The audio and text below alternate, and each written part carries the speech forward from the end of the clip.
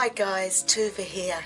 Welcome to this episode that I'm going to do today, and it is actually showing you my version of Utiseta. My version is Inniseta, and the reason for that is that we don't all live in the countryside, we don't all live in the rural areas. Most of us live in the cities. Utiseta is a form of sitting outside, sitting with spirit, sitting with our ancestors.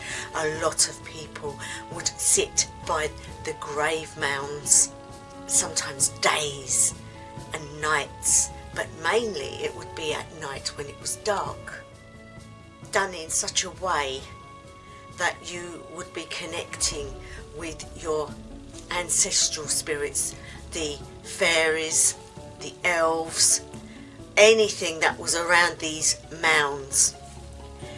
Today, of course, things are done different, and so we have to find ways to get the same effect and update our rituals to that effect. Yes, it would be great to keep it going the way it's meant to be, but obviously circumstances and other things in your lives can interrupt it. There's no need for that, and that is why I've designed one myself which works for finding this space that only you can find. That is because when you're in this field, time is slower, things become quieter, and you want to soar with the spirit world. So I will tell you what's on this altar. You can see here I have a light. Now you only need one candle, guys. I have a bell. I have sandalwood burning because sandalwood is so beautiful a scent, and it can really shift the consciousness. I have a rattle, and I have an animal antler, but the most important part is the crystal ball. Now some people use a mirror. I use the crystal ball because it reflects the light and you can really zoom in on areas around it, a bit like the globe, a bit like the earth. So that sits on her lap, and it is easy for me to be able to scry into, because it is, guys, a form of scrying, being quiet and listening and soaring to the different realms. So that's all that's on here, but also I have a different drum that I use for this. It is a more dense drum, and it's one that can sit on your lap and you don't have to concentrate on holding it. So what is it all about, you may ask? In the pathway that I follow, guys, it's all about finding the spirit world and walking with them and learning from them and using what I learn and to bring it back and to use it to aid others, to aid myself, to aid the world. And that is my pathway. I walk between the worlds. But the trouble with that is, with the busyness of daytime and night times on the earth that we live on these days, it's very, very difficult to find that a time and space. You have to make do with what you've got, but you also have to understand that you make that time. Now this is a quiet time for you. It's not about ritual, it's not about invocation, it's not about anything like that. It's about you, your journey, your aim, and to fly with spirits is a wonderful thing. And when you first start to do it, guys, you will be fulfilled in how you feel on a day-to-day basis spiritually. Now when you light a candle, you can light it before, you can light your incense before. What I like to do before I start, I like to get the light just below the crystal ball and other things all ready. The other thing you will need, and I've got it behind me, I will show you in a moment, but when you get into the right state of mind, you need a face covering, because you don't want the world to see you. You're not casting a circle, you're not doing any of that, but what you are doing is that you are facing the realms you want to go to, and you are bringing a very close energy around you. By putting that over your face, you are in fact enclosing yourself with the realms rather than doing a circle and standing in it. You can't meet the realms that way. What's contained within is within. You need to contain you with the realms. So there are procedures that you have to do to get yourself into that state where you are protected but in that connection. So we will start, and the starting thing to me is I rattle, not loudly, just a little, and as you rattle, guys, just go with the flow. Try to make your mind go blank. What I'll do is I'll do the ritual, I'll show you what it's like, and then afterwards I'll tell you what it's all about.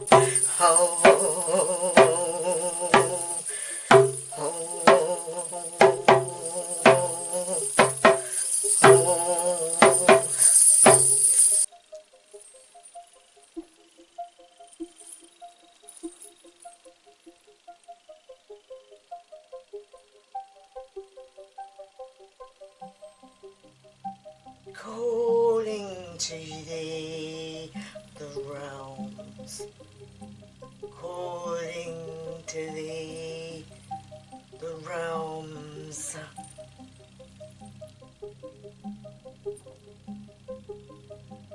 Hail, hail.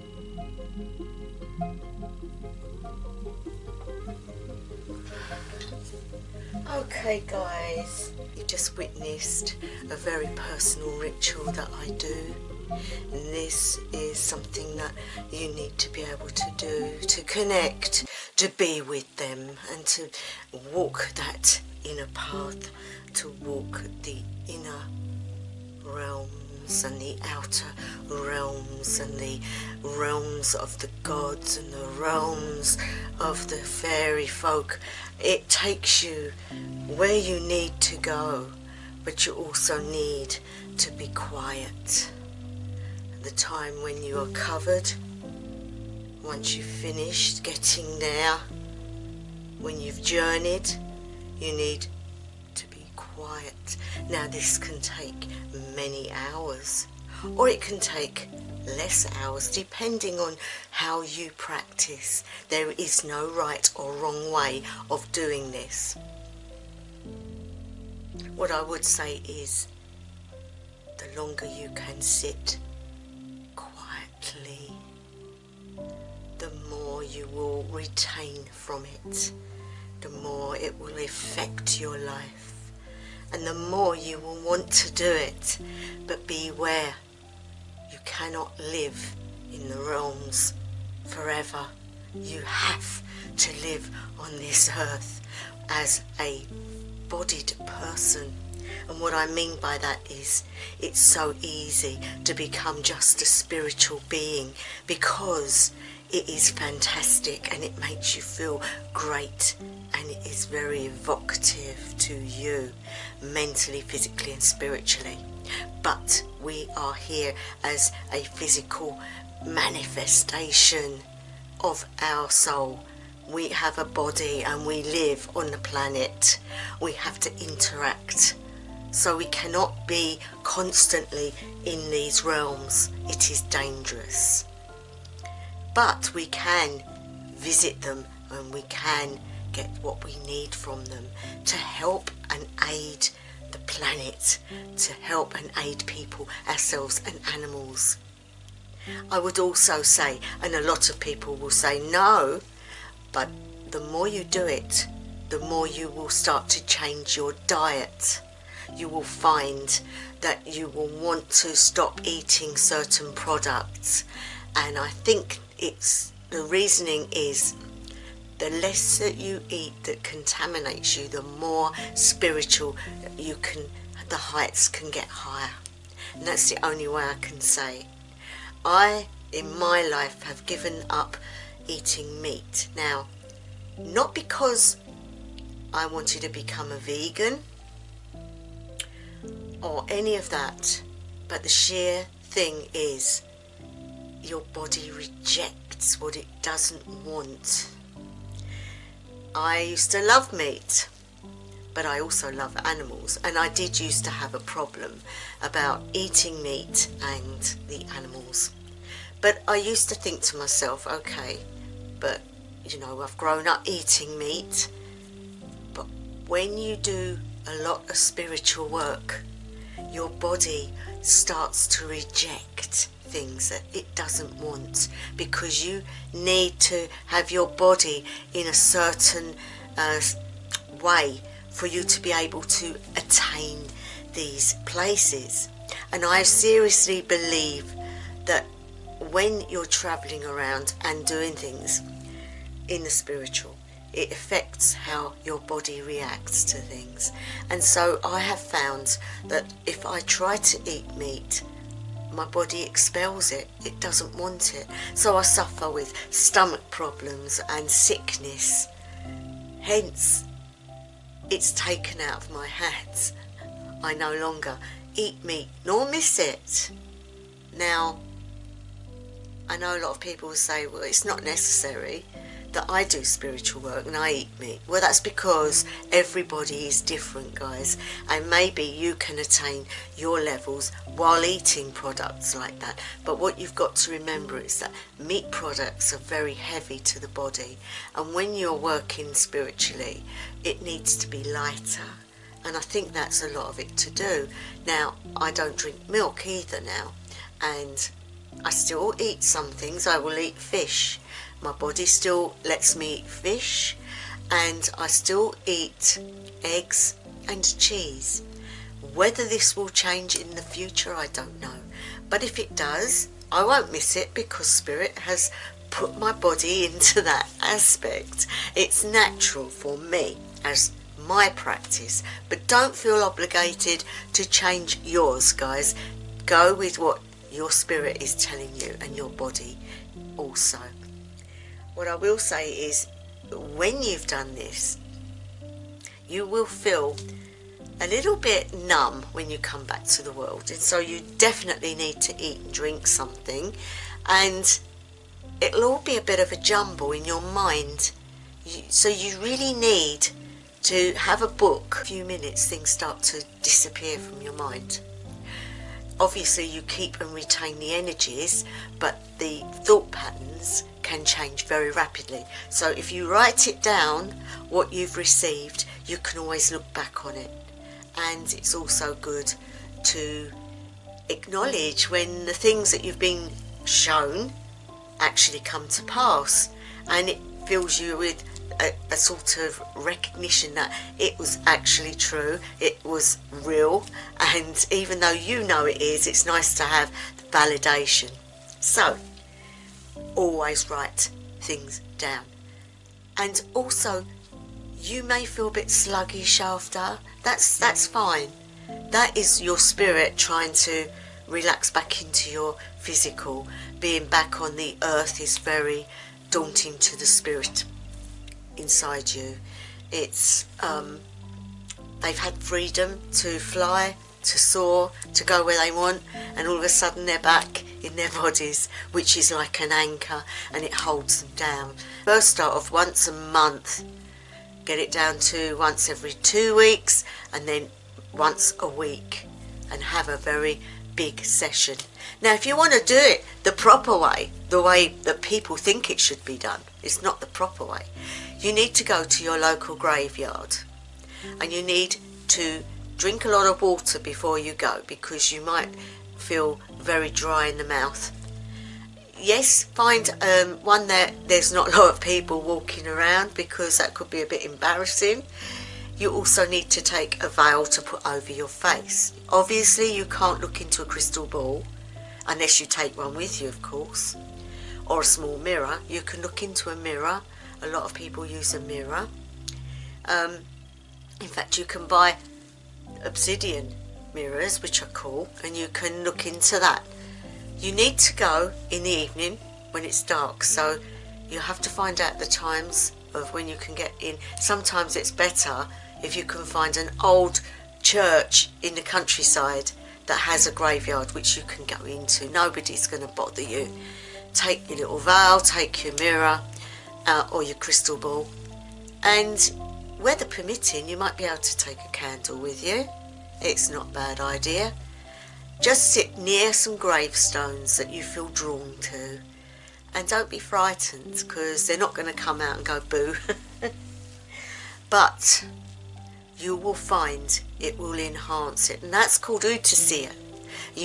Some people do that. They go when it starts to get dark and they stay till dawn, and you just stay in that state the whole of that time. And then when you're finished, take everything with you and walk around a bit, get your legs working again and stuff. I would also take a cushion or something to sit on, because the ground can get very damp and cold. And then again, take your book with you and write whatever you got. You will probably find that you'll get a lot of elves and creatures from the earth more than flying into the realms.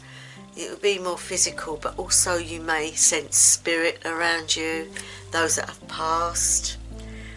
Not specifically because it's a graveyard, because I do believe that graveyards are very quiet places. I know lots of paranormal investigators get stuff in graveyards, and you probably get the odd ghost or spirit there, but mainly I would say people don't want to hang around where they've been buried. They want to fly high and go to different places, so they might pop back when their relatives are visiting, or they might pop back if they see something going on. But really, I think they would want to avoid the boredom. But that's my own view. The ancestors are a different matter. Ancestors from the mounds, which would be brilliant if you could find one of them, and there are some around, but you need to be able to get to them.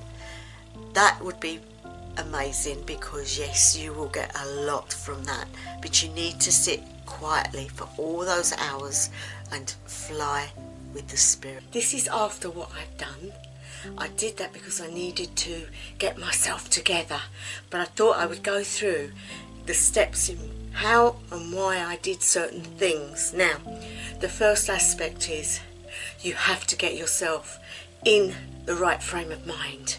So when I rang the bell, I'm calling the spirit world to open up, to allow me to go to it. It's like ringing the doorbell. So that's why I use that. The drum obviously speaks for itself, and the humming is you letting go. The song that comes into your head, you just let it go, and that also meets with them on a musical basis because it has energy in it. So you need to be doing that to help you get where you need to go. It's basically calling to your inner being to come out and soar to the heavens as such. Then with the animal's antler, with the beautiful antler, I used it because it's got pure energy, pure animal energy within it, very male. And so when I bang the drum, I am the heartbeat of the animal, the energy of the animal, which is opening the scope to any creature, anything that is there for me to be able to connect to on a spiritual basis. So that's why I use that. The crystal ball also speaks for itself. When you look into it, you're looking to see if there's something there, a message or a picture, or just the doorway that lets you in. Sometimes it just opens the doorway to the realms, and when you feel that pull, you then put it down and look away from it. And it's at that point, guys, that you then cover your head, because you don't want the world to come into your space. It's you and the spirits and the world of the wonderful realms that you're going to visit, and the creatures that you're going to meet. It's very exciting. And so that is why you cover your head. Now, I tend to rock when I'm being quiet, so you might have heard the jingle of the things, but I don't hear that because of where I'm at. But sometimes it helps to actually rock and nod. because it helps you to go with how your body's feeling. If you just sit there rigid, you get aches and pains and you get that restless leg. I don't get that when I move around. Some people say you have to sit completely still, but I don't find that at all. So I just wanted to make those points so that you could understand what was going on at certain points. Again, when I finished, I pull the veil off. That's saying, okay, the world can come back. I'm back. And then ringing the bell is like saying, thank you, I'm closing off now. And in fact, it's almost like the spirit world is saying, go back. You feel that change in the energy. And then you're back, and you will feel an abruptness once you're back. You're back in your physical form. So that's why you need to eat and drink, guys. And you should feel great. Honestly, it is a marvellous ritual, or I don't know if I could call it that, but it is a marvellous thing to try and do. And if you succeed, you're going to want to do it a lot. And as I said, don't do it all the time. It will drain you because you won't know, your body won't know where it is. So I hope you did enjoy that, and I just wanted to put those bits in for you. I am going to leave it there because there's not a lot else I can say to you about this. I wanted to share this because it's something I do and it's part of my practice, and I know a lot of people out there that are starting on the practice would like to know the things that people like myself do. And so I'm sharing with you some of the stuff that I do now to make it a little bit more interesting for you. It's not all about knowing who the gods and goddesses are. It's not all about runes and things like that. It is a personal journey. It is what's within you and your magic. And so I hope to be putting a few more little rituals up that might help you in the future.